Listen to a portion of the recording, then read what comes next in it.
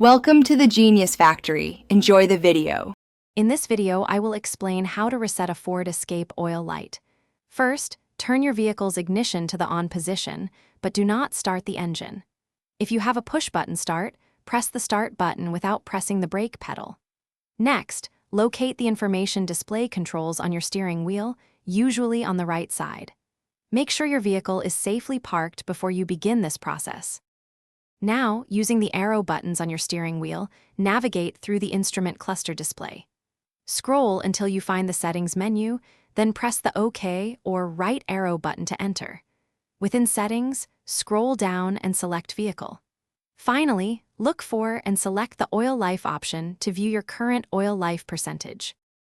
Once you are on the Oil Life screen, press and hold the OK or Reset button for about 5 seconds. You should see a message appear on your display, confirming that the reset is successful or that the oil life is set to 100%. After this confirmation, release the button. Finally, turn off your vehicle's ignition completely to finalize the reset procedure.